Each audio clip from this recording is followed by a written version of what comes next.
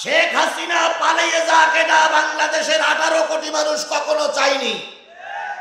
আমরা চেয়েছিলাম সুষ্ঠু একটা নির্বাচন, আমরা চেয়েছিলাম গণতান্ত্রিক অধিকার প্রয়োগ করার জন্য আমাকে ভোট দেওয়ার সুযোগ করে দেওয়া হোক। ওনারা সেটা আমাদের করতে দেন নাই, কথা বলেন ঠিক না বেঠিক? আর ওনারা প্রায় অহংকার করে বলতেন আমাদের সঙ্গে মোকাবেলা করার মতন কোন পার্টি বাংলাদেশে নাই। তাই বলতেন না, তাই বলতেন না, তাই বলতেন না। ওনারা প্রায় মঞ্চে দাঁড়িয়ে দাঁড়িয়ে বলতেন আমরা পালাই না, আমরা পালানো জাত নই, শেখ হাসিনা পালায় না। তো আব্দুল আমানাতি ইলা আহলিহা ওয়া ইযা হাকামতুম বাইনান নাস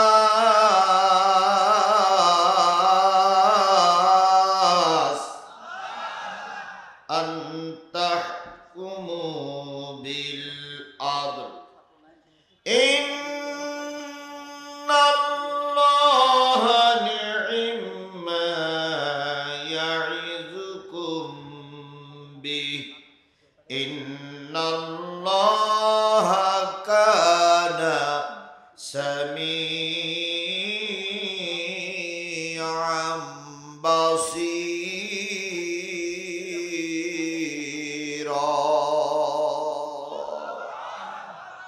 সাদাকাল্লাহুল মাওলানাল আযীম। قال النبي صلى الله عليه وسلم لا إيمان إلا ما أمنت له ولا صلاة لمن لا طهر له ولا دين لمن لا صلاة له إنما موضع الصلاة من الدين كموضع الرأس من الجسد أو كما قال رسول الله صلى الله عليه وسلم إن الله وملائكته يصلون على النبي يا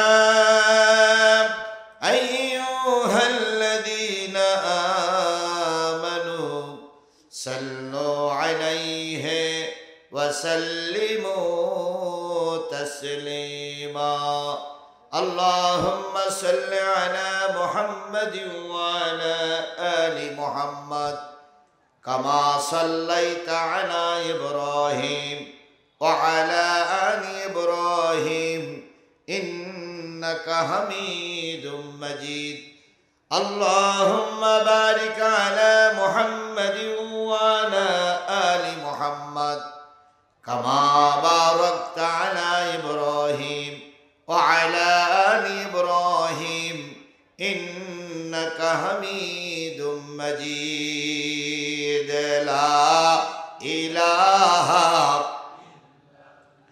جوري جوري لا إله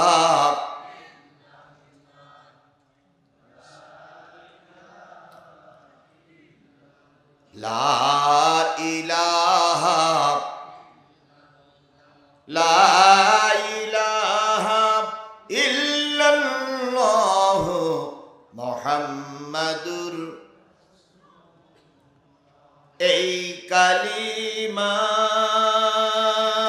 জন্য বেলাল পাথর চাপা মরুতে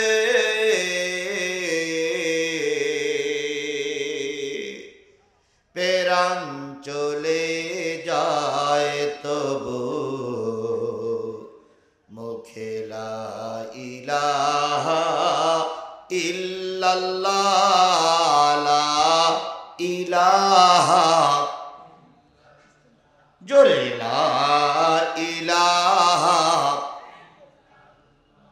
লা ইলাহা লা ইলাহা ইল্লাল্লাহ মুহাম্মাদুর। সকলে জবান খুলে একসাথে এক বাক্যে বলছি সাল্লাল্লাহু আলাইহি ওয়াসাল্লাম। বগুড়া জেলার গাবতলী উপজেলার লাঠিগঞ্জ নুরানি হাফিজিয়া মাদ্রাসা ও এতিমখানা লিল্লাহ বোর্ডিং এর উন্নয়ন কল্পে তৃতীয় বাৎসরিক একদিন ব্যাপী তাফসিরুল কোরআন মাহফিল 23 নভেম্বর 2024, 8 অগ্রহায়ণ 1431 বাংলা, রোজ শনিবার। আজকের এই 23 নভেম্বরের তাফসিরুল কোরআন মাহফিলের শ্রদ্ধাভাজন স্বনামধন্য সম্মানিত সভাপতি জনাব আলহাজ মোহাম্মদ আরফাতুর রহমান আভের, সাবেক সাধারণ সম্পাদক বগুড়া জেলা যুবদল ও চেয়ারম্যান এসপোরিয়াম প্রপার্টিজ লিমিটেড, ঢাকা। আমি বগুড়ায় অনেকগুলো প্রোগ্রাম করেছি বা করি। আপেল ভাইয়ের নাম মাঝে মাঝে পোস্টারে দেখা যায়, কিন্তু দেখা কোনোদিন হয়নি। আল্লাহ আমাদের ভাইকে কবুল করুক। সবচেয়ে বড় অঙ্কের টাকা মনে হয় উনি দান করেছেন আজকে, 2 লক্ষ টাকা। আল্লাহ ওনার ব্যবসায় বরকত দিক, ইজ্জত বাড়াইয়ে দিক, পরিবারের পর আল্লাহর খাস রহমত নাজিল করুক। সকলে বলুন আমিন। আজকের এই মাহফিলের সম্মানিত প্রধান অতিথি জনাব মোহাম্মদ মোরশেদ মিল্টন, সহ সভাপতি বগুড়া জেলা বিএনপি, সভাপতি গাবতলী উপজেলা বিএনপি ও সাবেক উপজেলা চেয়ারম্যান গাবতলী বগুড়া। আজকের এই মাহফিলের বিশেষ অতিথিবৃন্দ, দাওয়াতি অতিথিবৃন্দ, সম্মানিত অতিথিবৃন্দ, আলোচনা করে ধন্য করেছেন আন্তর্জাতিক খ্যাতিসম্পন্ন বিশিষ্ট ইসলামী চিন্তাবিদ, লেখক ও গবেষক কারি মাওলানা এমদাদ হোসাইন জিহাদি, পাবনা। আলোচনা করেছেন হযরত মাওলানা আমিমুল এহসান বিন আব্দুল্লাহ ইবনে কাজেম, গাবতলী বগুড়া সহ মঞ্চ উপবিষ্ট গর্বিত মায়ের গর্বিত সন্তান শ্রদ্ধেয় ওলামায়ে হযরত, বগুড়া জেলার বিভিন্ন থানা থেকে আগত দিনদার পরেজগার মুত্তাকি মুসলমান ভাই ও বন্ধুগণ, পদ্মায় অবস্থানরতা শ্রদ্ধাশীলা মা ও বোনেরা, সকলকে নিয়ে আবারও সালাম বিনিময় করছি। আশা করছি সালামের জবাবটা সবাই মিলে জোরে সোরে দিবেন। আসসালামু আলাইকুম ওয়া রাহমাতুল্লাহি ওয়া বারাকাতুহু।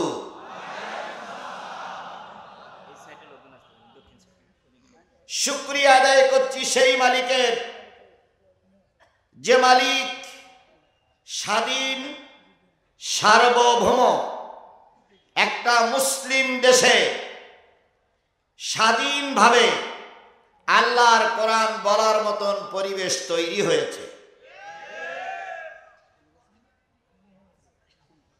আজকে কতই নভেম্বর, কত সাল? 2024 সালের 23 নভেম্বর। একটা বছর ফিরে পিছনে যান, 23 নভেম্বর 2023। একটু চক্ষু বন্ধ করে দেখুন তো, এই দিনটা গত বছর আমাদের জন্য কত ভয়াবহ ছিল, কত বিপদের ভিতরে আমরা ছিলাম। এরকম কোরআনের মাহফিল করতে গিয়ে কমিটির অনেক লোককে নেতার বাড়ি হাঁটতে হাঁটতে জুতার ফিতে কেটে গিয়েছিল। অনেক নেতারা অনুমতি দেয়নি, আর বক্তার নাম শুনলেতে তেলে বেগুনি জ্বলে উঠত। তারপরে অনেক সময় টাকা পয়সা দিয়ে তাদের কথার পরে খানিকটা সম্মতি দিয়ে কোরআনের মাহফিলের আয়োজন করার চেষ্টা করেছে কমিটি। কথা বলেন ঠিক না বেঠিক? এরপরে বক্তা মঞ্চে উঠে গেছে, আর ওনারা বক্তাকে বসিয়ে রেখে যেভাবে সাজেশন দিয়েছে সেভাবেই বক্তাকে বক্তৃতা করা লেগেছে। যদি একটু মুখ ফসকে অথবা একটু ডাইনি ভাবে কথা বলেছে, অনেক লোক বক্তাকে মেরে হাসপাতালে পাঠিয়েছে। অনেক নেতারা বক্তাকে মঞ্চের থেকে লাঞ্ছিত অপমানিত করে গলা ধাক্কা দিয়ে বের করে দিয়েছে। অনেক নেতারা বক্তার উপরে জুলুম করে রক্তাক্ত করেছে। সে কথা কি আমরা ভুলে গেছি? ও আমার জাতি, সে কথা কি আপনারা ভুলে গেছেন? এই বিপদ থেকে আল্লাহ আমাদের হেফাজত করেছে। এখানে কারোর কোনো কৃতিত্ব নাই, সকল কৃতিত্ব কার? জোরে বলেন, সকল কৃতিত্ব কার? আচ্ছা,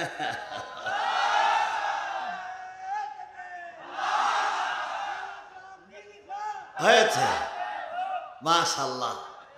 আরে বাবা, এই মুরব্বী যদি এইরকম তেজ থাকে তা আপনারা কই গেলেন? আল্লাহ এই মুরব্বীকে কবুল করুক, সকলে বলুন আমিন। এখন আপনাদের কাছে বলি, শেখ হাসিনা নিশ্চয়ই এদেশে আছে? আছে? নাই? তাহলে ওনারা বললেন পালাই না, তাহলে পালাই গেলেন কেন? পালাই গেলেন এই কারণে আপনারা আল্লামা সাঈদীর জানাজা করতে দেন নাই। আপনারা আলেমদের উপরে নির্যাতন চালিয়েছেন। আল্লামা সাঈদীর দোয়ার কারণে আপনারা আল্লামা সাঈদীর জানাজা বন্ধ করে দিয়েছিলেন, আর আল্লাহ আপনাদের দেশ ছাড়া করে দিয়েছে। আমরা স্পষ্ট করে বলি, ওরা আলেমদের জানাজা দিতে দেয়নি, ওদেরকে বাংলার জমিনে কবর দিতে দেওয়া হবে না, হবে না, হবে না।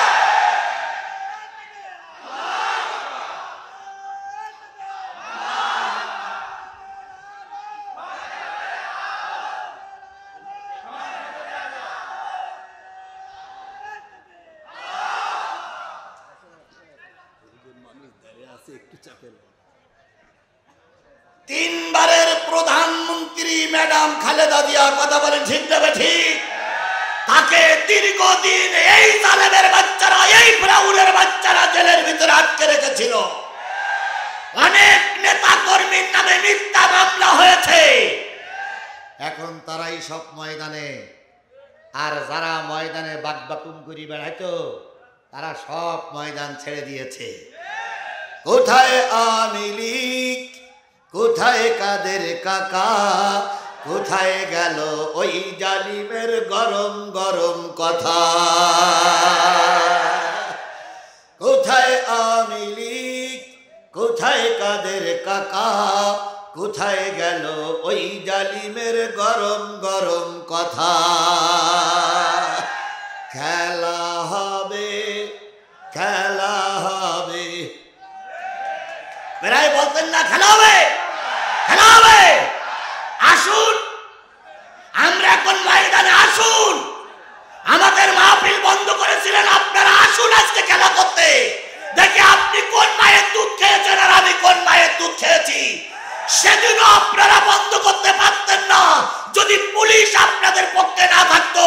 কোন মায়ের সন্তান আমাদের মাহফিল বন্ধ করার শক্তি রাখতো না। খেলা হবে, খেলা হবে, খেলা হবে বলে কাকা গেল পালাইয়া, শেখ হাসিনা পালাইছে দেশটা ছাড়িয়া। তাহলে এই পরিবেশ কে তৈরি করে দিয়েছেন? যে আল্লাহ এই পরিবেশটা তৈরি করে দিলেন, সেই আল্লাহর শুকরিয়াটা আসতে না জোরে? আবারও বলুন, আসতে না জোরে? কারোর জবান বন্ধ থাকবে না, সকলে মিলে বলছি আলহামদুলিল্লাহ। যে লোকগুলো দাঁড়াই আছেন আপনারা কি আওয়ামী লীগের লোক? যদি না হন তাহলে বসেন, আর যদি মনে করেন যে না হুজুর আমরা আগের লোক, তাহলে দাঁড়াই থাকেন, ইট পেট কেলনে দাঁড়াই থাকেন। এই পাশে জায়গা আছে, এই পাশে জায়গা আছে, এখানেও যদি কোনো কাপড় থাকে, এখানে বিছাই দেন, এই পাশেও বিছাই দেন। একটু মহিলাদের ব্যবস্থা করেন। মহাবিপদ, এই হুজুর ডেকে আনাটাই ভুল হয়ে গেছে। মহিলা প্যান্ডেলও বলে জায়গা হচ্ছে না, পুরুষ প্যান্ডেলে এই দিকে জায়গা নাই। এই পাশে আসেন, এই পাশে বসেন। ভাই মা বোনদের উদ্দেশ্যে এখান থেকে বলা হচ্ছে, দয়া করে সামনের একটু পূরণ করে বসুন। আপনাদের পিছনেরও দেখেন, খেয়াল করে, অনেক মা বোনদের পিছনে জায়গা হচ্ছে না। ওখান থেকে ফোন আসতেছে আমাদের বসার জায়গা নাই, জনগণের বসার জায়গা দিতে পারছে না এলাকাবাসী। ও ভাই এটা তো প্লাস্টিক না যে টানলি লম্বা হবে, এই জন্য এর ভিতর থেকে একটু ম্যানেজ করে নিতে হবে। আপনি বসে শুনবেন আর একজন দাঁড়াই থাকবে, এটা কি ঠিক? এরপরও বলি যদি জায়গা না পান দাঁড়াই থাকেন, ডিস্টার্ব করেন না। তাহলে কার শুকরিয়া আদায় করলাম? আল্লাহ বলতেছেন, কুল লাউ কানাল বাহরু মিদাদান লিকালিমাতি রাব্বি লানাফিদাল বাহরু ক্বাবলা আন তানফাদা কালিমাতু রাব্বি ওয়ালাউ জিনা বিমিসলিহি মাদাদা। কোরআন শরীফ তেলাওয়াতের পরে যারা আল্লাহু আকবার বলবে, আল্লাহ তাদের জান্নাতে যাওয়ার পথ সহজ করে দিবেন। জোরে বলুন আল্লাহু আকবার। কুল লাউ কানাল বাহর, হে নবী আপনি বলে দিন, পৃথিবীতে যত সাগর আছে, পৃথিবীতে যত নদ নদী আছে, পৃথিবীতে যত খালবিল আছে, পৃথিবীতে যত পানির উৎস আছে, সব পানিগুলো যদি কালি হয়ে যায়, পৃথিবীতে যত দাঁড়ানো গাছ আছে সব গাছগুলো যদি কলম হয়ে যায়, পৃথিবীতে যত সমান্তরাল জমি আছে সব জমিগুলো যদি কাগজ হয়ে যায়, দাঁড়ানো গাছ নামক কলম দিয়ে, সাগরের পানি নামক কালি দিয়ে, সমান্তরাল জমি নামক কাগজের উপরে যদি তোমার রবের কথা লিখতে শুরু করো, লিখতে লিখতে কখন জানি কলম ফুরায় যাবে, লিখতে লিখতে কখন জানি সাগরের কালি ফুরায় যাবে, লিখতে লিখতে কখন জানি কাগজগুলো সব শেষ হয়ে যাবে। আর একটা সাগরের পানিও যদি নিয়ে আসো সেটাও শেষ হয়ে যাবে, তবু তোমার রবের কথা লিখে শেষ করা যাবে না। সেই রবের নাম কি? একটু স্পষ্ট করে জোরে বলুন তো, সেই রবের নাম কি? আল্লাহ। সবাই মিলে বলুন আল্লাহ। ফাজকুরুনি আযকুরুকুম ওয়াশকুরুলি ওয়ালা তাকফুরুন। বান্দারে তুই আমার নাম ধরে ডাক, আমি তোর ডাকে সাড়া দিয়ে তোর জীবনের সব চাওয়া পাওয়া গুলো মিটাইয়ে দেব। 15.5 বছর বাংলাদেশের মানুষ কেঁদেছে, কথা বলেন ঠিক না বেঠিক? আল্লাহ তাদের ডাক শুনে জালেমদেরকে তাড়িয়ে দিয়ে সেই জায়গায় ইমানদার লোকদের আল্লাহ প্রতিষ্ঠিত করেছে। তাহলে সেই আল্লাহর ডাকার দরকার আছে না নাই? আবারও বলছি আলহামদুলিল্লাহ। সর্বকালের সর্বশ্রেষ্ঠ মহামানব, যার আদর্শে আদর্শিত হয়ে আমি নিজেকে উম্মত বলে দাবি করেছি, সেই নবীর নামে দুরূদ আর সালাম সকলে মিলে বলছি সাল্লাল্লাহু আলাইহি ওয়াসাল্লাম। আল্লাহ বলতেছেন, ফালা ওয়া রাব্বিকা লা ইউমিনুনা হাত্তা ইউহাক্কিমুকা ফীমা শাজারা বাইনাহুম সুম্মা লা ইয়াজিদু ফি আনফুসিহিম হারাজাম মিম্মা কাদাইতা ওয়া ইউসাল্লিমু তাসলিমা।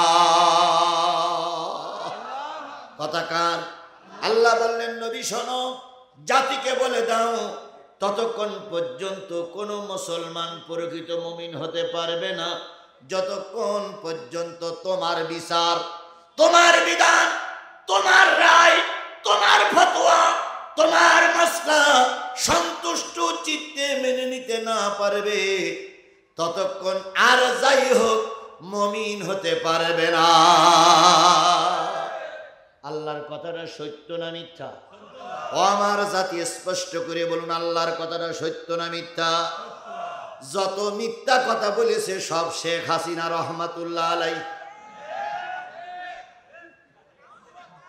এই রহমাতুল্লাহ আলাইহি যত মিথ্যা কথা বলেছে, কথা বলেন ঠিক না ঠিক?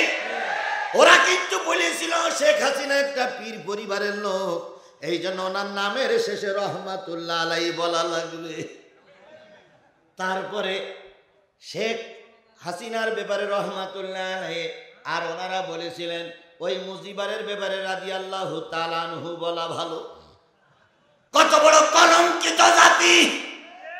আমাদেরকে অনেক জিনিস করতে বাধ্য করেছিল, কথা বলেন ঠিক না ঠিক?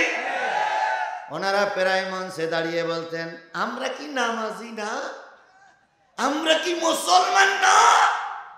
আমাদের নেত্রী সকালবেলা নামাজ পড়ে, তাহাজ্জুদ পড়ে, সকালবেলা ঘুমের থেকে উঠে যায় নামাজ খোঁজে, কোরআন তেলাওয়াত শুরু করে কাজ শুরু করে।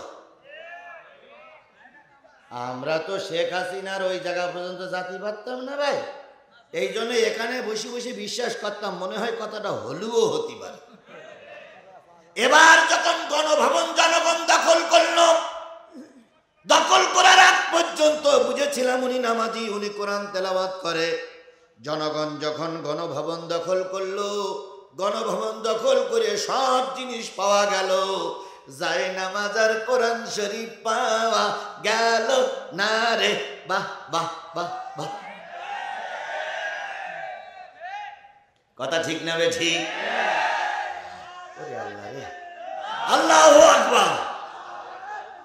আচ্ছা বাপ, আমি জানি বিগত 15.5 বছর ক্ষোভ, 15.5 বছরের ক্ষোভ তেলের ভিতরে তিল তিল তিল তিল করে জ্বলতেছে। একটু সুযোগ পালেই বিস্ফোরিত হয়ে যায়, কথা বলে ঠিক না বেটি? আমাদের সকলের মুরব্বী যখন তাকবীর দিচ্ছে, ওনার ভিতরে থাকা আগুনগুলো উনি বের করার জন্য চেষ্টা করতেছে, এটা আমরা জানি। তারপর আমি একটু অনুরোধ করি, আমার একটু কথা বলতে দেন। এরা আমার মাহফিল করতে দেয়নি, আমার সব জানা আছে ভাই, সেগুলো বলতে দেন আমাকে। আল্লাহ কবুল করুক, আল্লাহ কবুল করুক, আল্লাহ কবুল করুক। জনগণ শেখ হাসিনার গণভবন দখল করল, সেখানে যেয়ে কচুর মুখী পাওয়া গেল, রাজাহাঁস পাওয়া গেল, ছাগল পাওয়া গেল, গরু পাওয়া গেল, ভেড়া পাওয়া গেল, মুরগি পাওয়া গেল, হাঁস পাওয়া গেল, তারপরে আরো অনেক কিছু পাওয়া গেল। কিন্তু ভাইরে যায় নামাজ আর কোরআন শরীফ পাওয়া গেল না।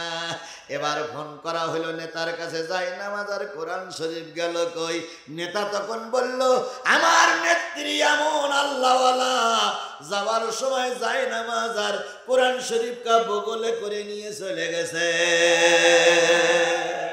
কত বড় মিথ্যুক, কত বড় মিথ্যুক, কথা বলেন ঠিক না বে ঠিক?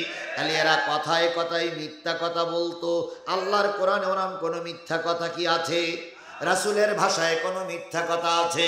আল্লাহ বললেন নবী তুমি তোমার উম্মতদের বলে দাও ততক্ষণ পর্যন্ত মুমিন হতে পারবে না যতক্ষণ পর্যন্ত নবীর বিধান সমাজে চালু না করবে। এবার গাবতলীর মুসলমানেরা, বগুড়ার মুসলমানেরা, বাংলাদেশের মুসলমানেরা বুকে হাত দিয়ে বলুন তো, আমরা মুসলিম দেশে বসবাস করি, কোরআনের বিধান, আল্লাহ রসুলের বিধান আমাদের সমাজে কি চালু আছে? জোরে বলেন আছে? কোনো জায়গায় কি নাই? কোনো জায়গায় নাই। মসজিদে নাই, আছে? আছে? মাদ্রাসাগুলোতে নাই। কোথায় আছে? মাদ্রাসায় যেয়ে দেখবেন আলিয়া মাদ্রাসার প্রিন্সিপালের মাথার উপরে 2 শয়তান বসে আছে। যেখানে একটা মাদ্রাসা, সেখানে জাতির পিতা নামক বঙ্গবন্ধুর ছবি কেন থাকবে? সেখানে অবৈধ সরকারের প্রধানমন্ত্রী, বিনা ভোটার প্রধানমন্ত্রী, এই জালেমের বাচ্চা জালেম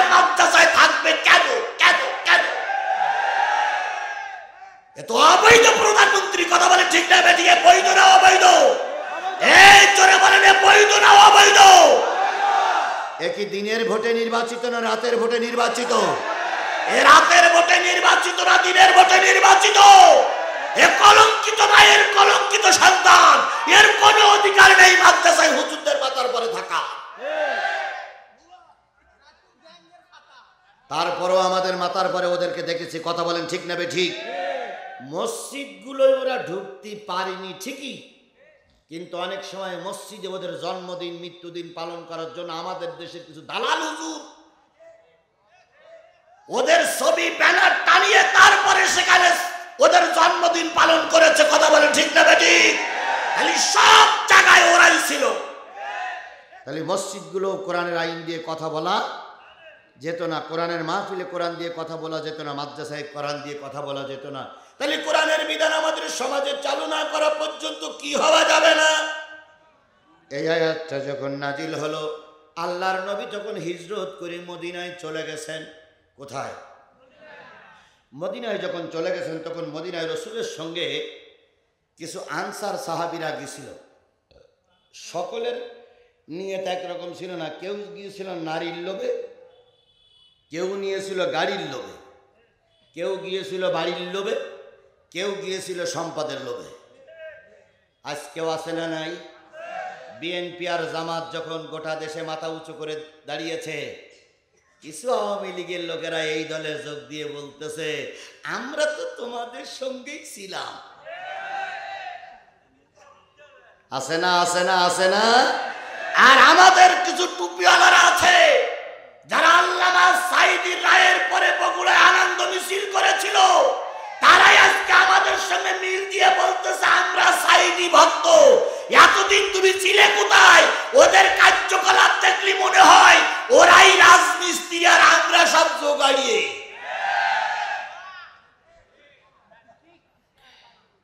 তাই মনে হচ্ছে না? তাই মনে হচ্ছে না? ওরে বাপরে বাপ, মঞ্চে যখন সাঈদীর পক্ষে কথা বলে টেবিল ফাটাই ফেলে, দেখে মনে হয় ওরাই সব ছিল। অথচ এই বিগত 15 বছর অনেক হুজুররা মুখ খুলিনি ভয়তে।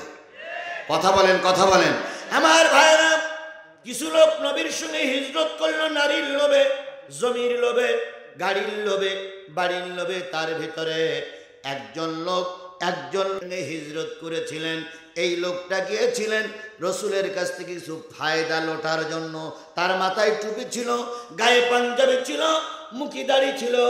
এই লোকটা গিয়েছিল নবীর কাছ থেকে কিছু ফায়দা লোটার জন্য।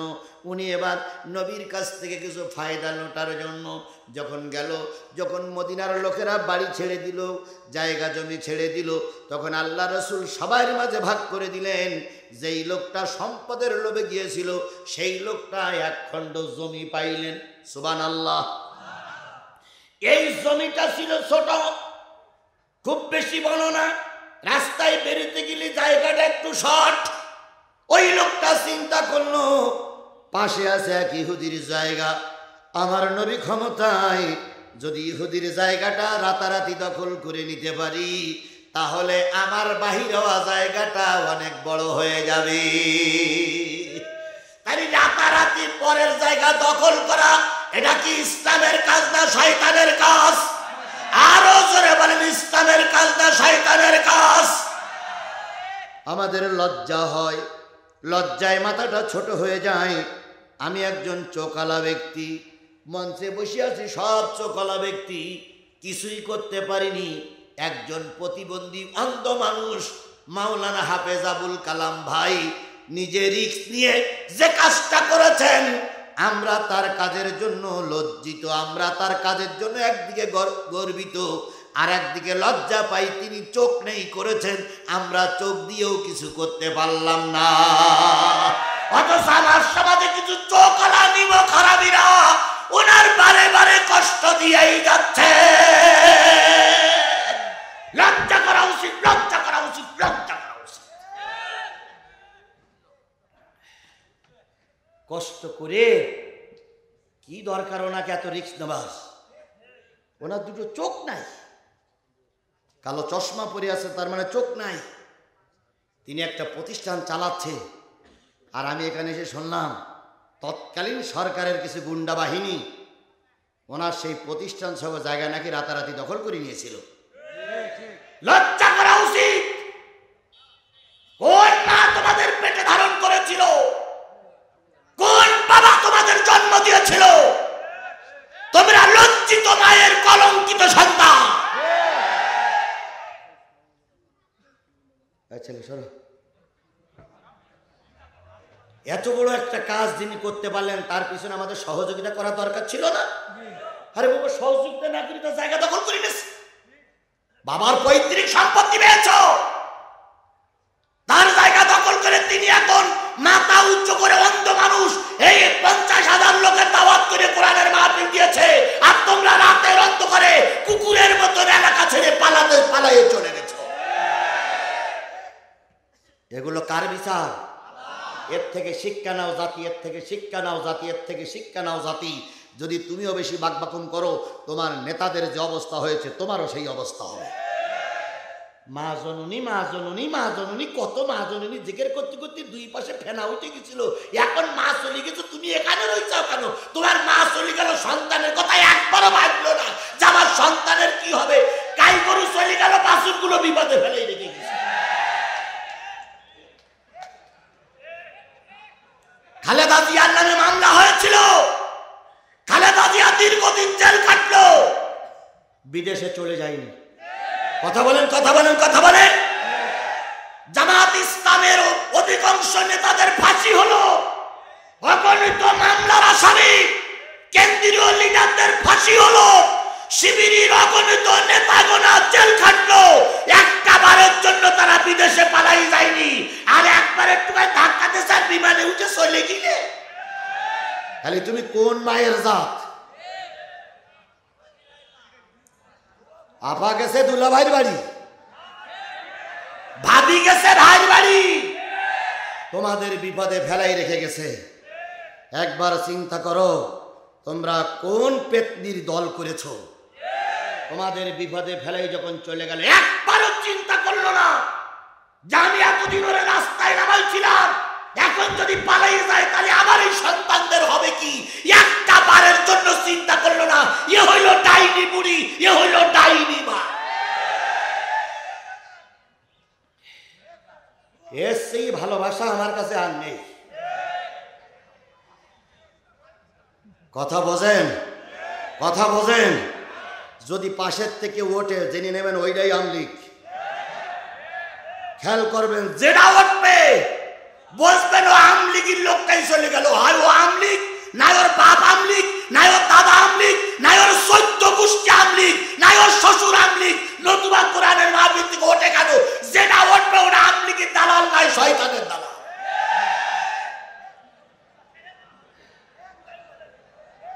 খেয়াল করবেন কোনটা ওঠে, ওর ইতিহাস খুঁজবেন, ও আমলিগের 14 গোষ্ঠীর লোক, ওর খেয়াল করবেন।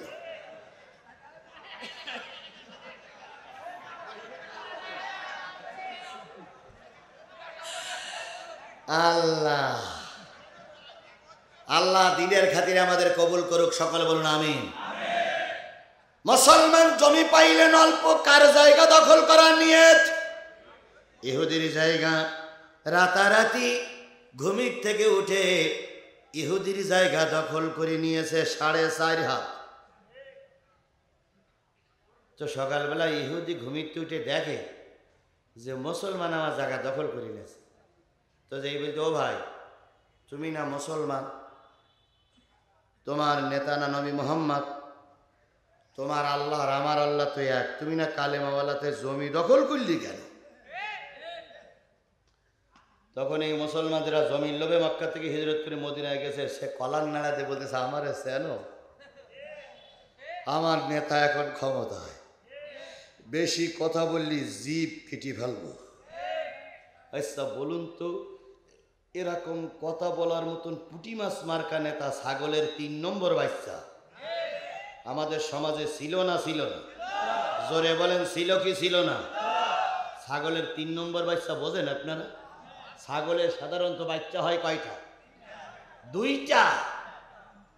ঘটনাক্রমে কোন ক্রমে যদি 3টে বাচ্চা হয়, ছাগলের বাট হয় 2টি। বাট হয় কয়টা?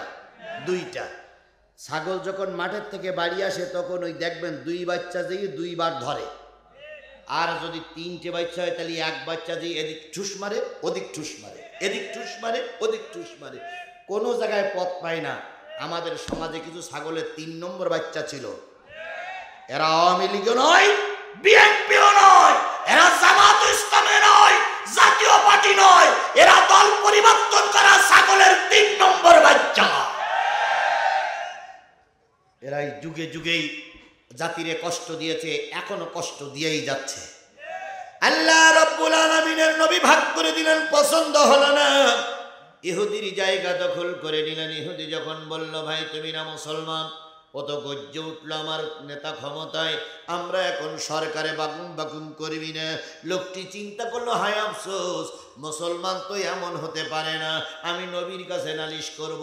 ওই লোকটারে সঙ্গে নিয়ে একদিন নবীর কাছে যেই বলতেছি ইয়া রাসূলুল্লাহ, আপনার মুসলমান, আপনার মুসলমান, আপনার এক মুসলমান ভাই আমার জমি দখল করে নিয়েছে।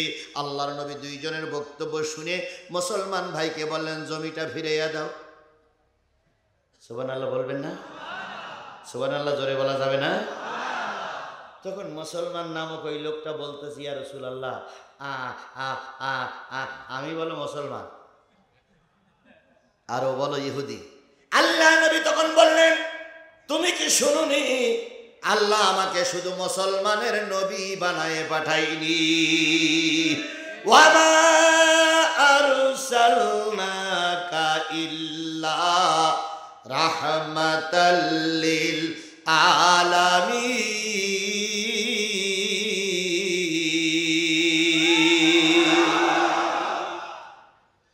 ও নবী আমি তোমাকে পাঠাইছি সকল কুল কায়নাতের জন্য রহমত করে। তুমি হিন্দুদের জন্য রহমত, খ্রিস্টানের জন্য রহমত, ইহুদির জন্য রহমত, গরুর জন্য রহমত, ছাগলের জন্য রহমত, মাছের জন্য রহমত, জিনের জন্য রহমত, মানুষের জন্য রহমত। আমি সকল মানুষের সকল মাখলুকের জন্য এসেছি, জমিটা ফিরিয়ে দাও। বলুন তো বলুন তো বলুন তো বলুন তো মুসলমান খুশি না বেজার? বেজার, কারণ আমি জমি দখল করলাম আবার ফিরাই দিতে বলে। মুসলমান বেজার অবস্থায় ইহুদির হাত ধরে বলতেছে চলো ভাই বাড়ি যাই, রায় যখন হয়ে স্যার কি করব, সেই ছিলাম জমিটুক জোর করে দখল করে রাখবো, তা মানে রাখা যাবে না। আস্তে আস্তে ওমরের বাড়ির সামনে আসে এই লোকটার মনের ভিতরে একটা কৌতূহল জাগলো। ওমর বড় রাগী মানুষ, হয়তো ইহুদির কথা শুনে ওমর আমার পক্ষে রায়টা পুনর্বিবেচনা করতে পারে। এবার দাঁড়িয়ে বলতেছে ভাই আল্লাহর নবী তো কোনোদিন স্কুল কলেজে যাই নাই, আইনের বই তো পড়িনি, সুতরাং চলো না যে ব্যক্তি লেখাপড়া জানে তার কাছে একটু যাই, দেখি না সে কি রায় দেয়। ইহুদি বলতেছে সে কোন লোক? কয় ওমর। ইহুদি বলতেছে হায় হায়, নবী সেই তো ওমর বড়, এ কি হতে পারে? তারপরে চলো যাই। ওমরকে ডাকা হলো, 2 জনের বক্তব্য শুনে ওমর রায় দেবেন। হঠাৎ করে ইহুদি ভাই বললেন ওমর এই জমি দখল করার রায় কিন্তু একবার নবী দিয়ে দিয়েছে, কিন্তু তোমার মুসলমান ভাইয়ের পছন্দ হয়নি, তাই তোমার কাছে আবার রায় নেবার জন্য এসেছে। রায় দেবার আগে হিসাব কিতাব করে রায় দিও। হযরত ওমর ঘরের ভিতরে ঢুকলেন, তরবারি বাইর করে নিয়ে এসে বলতেছে 2 জন মাথা নিচে করে বসো, এমন রায় দেব কিয়ামত পর্যন্ত কোরআনে রায়টা লেখা থাকবে। মুসলমান চিন্তা করতেছে রায় এবার আমার পক্ষেই আসবে। এবার হযরত ওমর আসলেন, ইহুদি আর মুসলমানের মাথা নিচু করে বসতে বললেন, মাথা নিচু করে বসলো। হযরত ওমর খাপের থেকে তরবারি বাহির করে তরবারি দিয়ে একটা আঘাত করে ওই জমি দখল করা মুসলমান, ওই আত্মসাৎকারী মুসলমান, ওই মক্কা থেকে সম্পদের লোভে হিজরত করা মুসলমানের কাল্লার পরে একটা আঘাত করলেন। কাল্লা থেকে মাথা আলাদা হয়ে 3.5 হাত দূরে পড়ে গেল। গোটা দেশের আলোড়ন সৃষ্টি হয়ে গেল, গোটা দেশে প্রচার হয়ে গেল হযরত ওমর একজন মুসলমানকে হত্যা করেছে। নবীর দরবারে আওয়াজ পৌঁছায় গেল। নবীজি ওমরকে ডেকে বললেন ওমর কি কাজ করলে? কই ইয়া রাসূলুল্লাহ আপনি রায় দিয়েছেন, আবার রায়টা আমার কাছে নিতে গেছে, তাহলে ও কি মুসলমান বলে মনে হয়? যখন কথোপকথন চলতেছিল আল্লাহ পাক এই আয়াত নাজিল করে দিয়ে বললেন ও নবী ফালা ওয়া রাব্বিকা লা ইউমিনুন, আমি বলে দিলাম তারা মুমিন নয়, যারা আপনার রায় শুনে সন্তুষ্ট হতে পারে না। তাহলে আল্লাহর কোরআন নবীর বিধান মানার জানার পরে আসার পরেও যারা সন্তুষ্ট হয় না, আল্লাহর ভাষায় তারা মুমিন, জোরে বলেন মুমিন নয়। তাহলে আমরা কি মুমিন হতে চাই না মুনাফিক হতে চাই? কারা কারা মুমিন হতে চান একটু হাত তুলে আল্লাহরে দেখান। জোর একটা তাকবীর দেবেন, নারে তাকবীর, লিল্লাহে তাকবীর। হাত নামান। আমরা হাত উঁচু করে কারে দেখালাম? তাহলে মুমিন যদি হতে চাও কিসের পক্ষে থাকতে হবে? কোরআনের পক্ষে থাকতে হবে। কোরআনের আলোচনা চলবে আর তুমি ওটা ওটি করবা। নিঃসন্দেহে তোমার মনের ভিতরে সন্দেহ আছে, তুমি ওই জায়গা দখল করা মুসলমানের মতন মুনাফিক, তুমি মুমিন হতে পারো না। তাহলে আমি আপনাদের কাছে সূরা নিসার 58 নম্বর আয়াত তেলাওয়াত করেছি। তেলাওয়াতকৃত আয়াতের পরে কথা বলবো। দয়া করে আমাকে রেখে কারা কারা চলে যাবেন একটু হাত তোলেন তো, যে হুজুর আপনার রেখে আমি চলে যাব। যাবেন যাবেন যাবেন? ও ভাই, তখন খেলা করতে মজা লাগতো, এখন মজা লাগে না। কারণ তখন যখন আলোচনা করতাম দুই মুখী থাকতো পুলিশ, আওয়ামী লীগের লোকেরা মঞ্চে দাঁড়িয়ে গিড়ি গিড়ি করতে লাগতো, হুজুর পড়ে না, কেউ কেউ লাঠি দিয়ে সামনে উঁচু করে দেখাতো। ওই সময় হয়েছে খেলা, কথা বলে ঠিক না ঠিক? কিন্তু এখন ডাইনি বামে উপরে নিচে পিছনে সামনে সব আমার লোক, কেউ বিরোধিতা করে না। তাহলে খেলায় কি মজা লাগে ভাই? তাহলে আল্লাহ রাব্বুল আলামিন আমাদের এই কোরআনের মজার অনুষ্ঠানে শেষ পর্যন্ত কবুল করুক। কিছু লোক মনে মনে ভাবতেছেন যে হুজুর যেভাবে কায়দা কৌশল করে আমাদের নিয়ে আসলো, এই হুজুর মনে হয় ফজরের নামাজ না পড়েই ছেড়ে দেবে না। ওরে না ভাই, আমি দিনের বেলা একটা প্রোগ্রাম করে আইছি, এমনি আমি ক্লান্ত। আমি এখান থেকে শুরু করে আর 45টা মিনিট কথা বলবো। এই 45টা মিনিট পেশাব লাগুক পায়খানা লাগুক, খুব বড় মহামারী জরুরত ছাড়া এই ময়দান ছেড়ে চলে যাওয়া যাবে না। যারা রাজি আছেন তারা দুই হাত উঁচু করে আল্লাহরে দেখান, জোরে একটা তাকবীর দিবেন, নারে তাকবীর, লিল্লাহে তাকবীর। হাত নামান, হাত নামান। হাত উঁচু করে কারে দেখালেন? জোরে বলেন, কারে দেখাইছেন? আপনার হাত উঁচু করা দেখেছে আল্লাহ? এই ভাই উঠলো কেন? হাত উঁচু করে দেখেছে আল্লাহ। তাহলে এইবার হাত উঁচু করেছেন, কয়টা কয় মিনিট থাকবেন? এই 45 মিনিটের আগে যদি আপনারা চলে যান, নিঃসন্দেহে আপনি মুনাফিক, মুনাফিক, মুনাফিক। সুতরাং আমি আপনাদের কাছে অনুরোধ করবো, এই 45টা মিনিট, আমার ইতিমধ্যে 1 ঘন্টা প্রায় সময় পার হয়ে গেছে, আর 45টা মিনিট আমার দিকে মতওয়াজ্জহ হন, কোরআনের দিকে মতওয়াজ্জহ হন, দেখবেন 45টা মিনিট অল্প সময়ের ভিতরে চলে যাবে। আল্লাহ আমাদের এই সময়টুকু দিনের খাতিরে, ইসলামের খাতিরে কবুল করুক। বন্ধুগণ, আমি জানতাম না আবুল কালাম ভাই প্রতিবন্ধী, আমি এটা জানতাম না। কারণ উনি আমার সাথে কথা বলতেন যখন, তখন বিশ্বাস বোঝাই যেতেন উনি প্রতিবন্ধী। এখানে এসে দেখলাম উনি অন্ধ মানুষ। ও ভাই, উনি মাহফিল, উনি মাদ্রাসা করে মাদ্রাসাটা চালাচ্ছে, ওনার মাদ্রাসায় উনি কষ্ট করতেছে, ওনার এই মাদ্রাসায় আমার 50টা টাকা থাকলে কি গুনাহ হবে? ও ভাই, গুনাহ হবে। তাহলে একটু পকেটে হাত দিয়ে 20 টাকার থেকে শুরু করে 50, 100, 200, 500 টাকা ওনার এই মাদ্রাসায় দান দিতে হবে। সবাই কি রাজি আছেন? এখন বলতে পারেন হুজুর আপনি তো দান চাচ্ছেন, এই ছেলেরা একটু দেরি করুন, একটু নৈশে করুন। আপনারা হয়তো ধারণা করতেছেন যে পৃথিবীতে হুজুররা শুধু লোকের বাড়ি মিলাদ পড়ে, হুজুর মিলাদ দেয় না। এরকম একটা প্রবাদ আছে না যে হুজুর শুধু মিলাদ পড়ে, হুজুরের বাড়ি মিলাদ হয় না। হুজুর শুধু লোকের বাড়ি দাওয়াত করে, হুজুর কারো দাওয়াত করে না। এরকমটি নয়। আমি দুপুরবেলা যে মাহফিলে দুপুরবেলা মানে মাহফিল করেছি, সেখানে দান দিয়েছি। আমি আমার পক্ষ থেকে জি মঞ্জুরুল ইসলাম 2000 টাকা। আমি আমার পক্ষ থেকে যতটুকু দিছি আপনারা এতটুকু দেন তো। আমি সাতক্ষীরাতে এসে এতটুকু দিলাম, আপনারা সবাই এতটুকু দেন তো। দেখবেন এই মাদ্রাসা সোনা দিয়ে তৈরি করা হয়ে যাবে। শুধু লোকের কাছে চাইয়েন না, নিজের পকেটে একটু হাত দেন। এবার পকেটে হাত দেন তো সবাই, সবাই পকেটে হাত দেন, সবাই হাত দেন। এবার কারা কারা বের করেছেন তাদের একটু দেখি, কারা কারা বের করেছেন। আরে বাবা 2 টাকা থাকলে বের করেন ভাই, 2 টাকা বের করেন, তবু দেওয়া লাগবে। 2 টাকা বের করেন, 2 টাকা। এই ভাই এদিক টাকা নেই, এদিক টাকা নেই, 2 টাকা থাকলে বের করেন, 10 টাকা থাকলে বের করেন, 5 টাকা থাকলে বের করেন। মারুন করবেন না, যেই কারা কারা দেন আল্লাহ কবুল করুক, আল্লাহ কবুল করুক। ইতিমধ্যে মঞ্জুরুল ভাই দিয়েছেন 2000 টাকা আমার পক্ষ থেকে এইটা।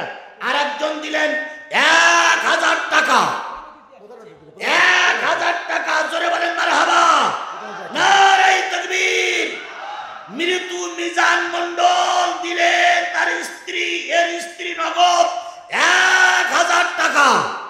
জোরে বলেন মারহাবা, নারে তাকবীর। মহিলা প্যান্ডেলে, জি মহিলা প্যান্ডেলে কালেকশনের জন্য প্যাকেট চলে গেছে। মহিলা প্যান্ডেলে ভাই আমি কিন্তু টাকা দিতে বলেছি, ময়দান ছেড়ে দিতে বলিনি। ময়দান ছেড়ে দেবে হয় শয়তানের চামচা, নাই আমলিগির দালাল। যারা উঠবে হয় শয়তানের চামচা, নাই আগের সরকারের দালাল। কোরআনওয়ালা লোক কোরআনের মাহফিল ছেড়ে চলে যেতে পারে না। আল্লাহ আমাদের বোঝার তৌফিক দান করুক। মহিলা প্যান্ডেলে লোক বেশি হয়েছে, মহিলা প্যান্ডেল থেকে বড় অঙ্কের টাকা দান আসবে, মহিলা প্যান্ডেল থেকে বড় অঙ্কের টাকা দান আসবে। এজন্য কেউ মাহরুম করব না ভাই। আপনারা সবাই বের করে রাখেন। এই প্যাকেটগুলো যত তাড়াতাড়ি ফিরে আসবে তত তাড়াতাড়ি আমি আলোচনার দিকে ফিরে যাব। কোন সূরা? সূরা নিসা। কয়টা আয়াত? একটা আয়াত। একটা আয়াতের পরে ভিত্তি করে কথা হবে ইনশাআল্লাহ। প্যাকেটগুলো যেন ভরে আসে, বিনা খালি প্যাকেট যেন না আসে। খালি প্যাকেট যদি আসে তাহলে বুঝবো আপনারা আল্লাহ রসুলের দুশমন, এই মাদ্রাসার দুশমন, আবুল কালাম আজাদ ভাইয়ের দুশমন, আপনারা দিন কায়েমের দুশমন। এই জন্য সবাই মিলে দিবেন, কেউ মাহরুম করবেন না। জোরে একটা তাকবীর দিয়ে আমরা আলোচনায় চলে যাই। সবাই মিলে বলুন নারে তাকবীর। আরো জোরে লিল্লাহে তাকবীর। আল কোরআনের আলো, তোমার নেতা আমার নেতা, দুনিয়ার মুসলিম, লিল্লাহে তাকবীর। বন্ধুগণ, ইতিমধ্যে শুনলাম প্রধান অতিথি, আসসালাম, আলহামদুলিল্লাহ, প্রধান অতিথি এসেছেন সাতক্ষীরা। আচ্ছা শুনুন, আমার হাতে সময় আছে কয় মিনিট? 45 মিনিট। দুটো অপশন, একটা হচ্ছে প্রধান অতিথিকে এখনই মাইক দেওয়া, আরেকটা অপশন হচ্ছে 45 মিনিট পরে দেওয়া। এখন যদি এই 45 মিনিটের ভিতরে ওনারা যে কয়জন আসছেন কথা যদি 10 মিনিট বলেন, তাহলে কিন্তু আমার 45 মিনিট থেকে 10 মিনিট মাইনাস হয়ে যাবে। না না না না, লাইনে আসতে হবে, লাইনে আসা লাগবে। হ্যাঁ, শুধু প্রধান অতিথিদের সালাম বিনিময় করবে। কোরআন বন্ধ করি আমি প্রধান অতিথি কেন, কোন অতিথিকে দেওয়ার পক্ষে না, কিন্তু কালেকশনে ব্রেক দিয়েছি তাই উনি একটু কথা বলবেন। তা না হলে কোরআন বন্ধ করে কাউকে দেওয়ার সুযোগ আল্লাহ দেয়নি। কথা বোঝেন, কথা বোঝেন, আমার কথা বোঝেন। কারণ এই বাংলার যত বড় নেতা হোক তার সম্মান কোরআনের উপরে নয়। সুতরাং আপনারা ভুল বুঝবেন না। আমি যেহেতু ব্রেক দিচ্ছি, ওই ব্রেকে প্রধান অতিথি সালাম বিনিময়, তারপর আমার আবার আলোচনা ইনশাআল্লাহ। দেন ঘোষণা দেন।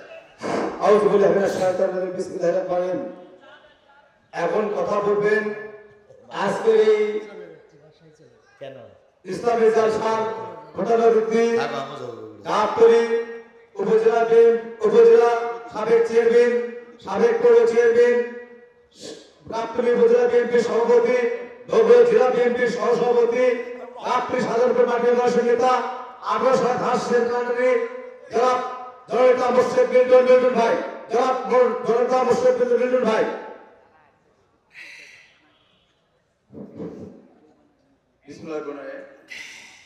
লাঠিগঞ্জ নুরানি হাফেজিয়া মাদ্রাসা আয়োজিত ইসলামী জলসার শ্রদ্ধেয় এবং সম্মানিত সভাপতি, প্রধান অতিথি, প্রধান প্রধান বক্তা মৌলানা মোহাম্মদ আজিজুল ইসলাম জিহাদি, মঞ্চে উপস্থিত থানা বিএনপির সাধারণ সম্পাদক এনামুল হক নতুন, মঞ্চে উপস্থিত থানা বিএনপির সাংগঠনিক সম্পাদক মমিনুল হাসান মমিন, সাংগঠনিক সম্পাদক শাহাদুদ্দিন সাগর, সহসভাপতি প্রভাষক নাজমুল, উপস্থিত শ্রদ্ধেয় মুসল্লিবৃন্দ, পদ্মার আড়ালে আমার মা বোনেরা এবং যারা এই আয়োজন করেছে এই ইসলামী জলসায় সবাইকে সালাম, আসসালামু আলাইকুম। আজকে এই লাঠিগঞ্জ এই নুরানি হাফিজিয়া মাদ্রাসায় আয়োজিত এই ইসলামী জলসায় যিনি প্রধান বক্তা, তার বক্তব্য শোনার জন্যই আমার শ্রদ্ধেয় ধর্মপ্রাণ মুসলমান ভাই বোনেরা মনোযোগ আকর্ষণ করেছে। তো এর ভিতর আমার কথা বলাটা ঠিক না, যেহেতু আমরা রাজনীতি করি, তো রাজনৈতিক কারণে আমাদেরকে দাওয়াত দেয়, এই কারণে আমাদের হয়তো সালাম বিনিময় করতে হয়। আমি কথা বলতে চাই নাই, তারপরেও সাগর আমার বললো। এই ইসলামী জলসায় 5ই আগস্টের আগে ইসলামী জলসা বলেন, তাফসীরুল কোরআন বলেন, আজ থেকে 15 বছর আগে, 16 বছর আগে, 17 বছর আগে পারমিশন ছাড়া, প্রশাসনের পারমিশন ছাড়া কেউ ইসলামী জলসা করতে পারে নাই। করতে পারছে ভাই? করতে পারে নাই। তাই আজকে আমরা আওয়ামী লীগ মুক্ত আকাশে বাতাসে প্রাণ খুলে আজকে আমরা প্রধান বক্তার, আপনারা কোরআন হাদিসের উপর আপনারা কথা শুনবেন, কোরআন হাদিসের আলোকে আপনারা কথা শুনবেন। কারণ যিনি প্রধান বক্তা হিসেবে এসেছে সে শুধু সাতক্ষীরা থেকে এসেছে। আমরা এখানকারই মানুষ, আপনাদের সঙ্গে আমাদের পারিবারিক, সামাজিক, রাজনৈতিক এবং অন্তরের সম্পর্ক আছে এই এলাকায়। তো আমরা সব সময় এই এলাকা দিয়ে যাতায়াত করি, আমাদের সাথে আপনাদের সব সময় সালাম বিনিময় হয়, কথা হয়। তো আমাদের কথা বলার চেয়ে যিনি প্রধান বক্তা এসেছে তার বক্তব্য শোনায় আপনাদের প্রয়োজন, বিশেষ করে ছাত্র ভাই, যুবক ভাই, তাদের জন্য। আজকে শুধু এই মাদ্রাসার উন্নয়ন হলে চলবে না, এই সমাজে উন্নয়ন হতে হবে। আজকে এই উন্নয়ন শুধু মাদ্রাসার না, সমাজের, আজকে সমাজ বিপদে চলে গেছে। এই কোরআন হাদিসের আলোকে আমি বিশেষ করে প্রধান বক্তাকে অনুরোধ করব, সে অনেক ভালো বক্তা, ওনার বক্তব্য শোনার জন্য অনেক দূর থেকে আপনারা এসেছেন এবং আজ কয়েকদিন ধরে হয়তো আশেপাশে আত্মীয় স্বজন এসেছে ওনার বক্তব্য শোনার জন্য। তা আমি তাকে অনুরোধ করব, কোরআন হাদিসের আলোকে আপনি সুন্দরভাবে কথা বলবেন, যাতে যুবক সমাজ, ছাত্র সমাজ আজকে যে ফেসবুকে আসক্তি হয়েছে, মোবাইলে আসক্তি হয়েছে, সেখান থেকে যাতে তারা ফিরিয়ে আসে। আজকে তারা যেন পড়ার টেবিলে আসে, তারা যাতে মা বাবার সঙ্গে সময় দেয়। পড়ার টেবিল এবং মা বাবার সঙ্গে যদি সময় দেয়, তাহলে তারা ভালো পড়াশোনা করতে পারবে এবং ভালো রেজাল্ট করতে পারবে, পরিবারের এবং দেশ ও জাতির কাজ করতে পারবে। এটাই আমি প্রধান বক্তার কাছে অনুরোধ করব।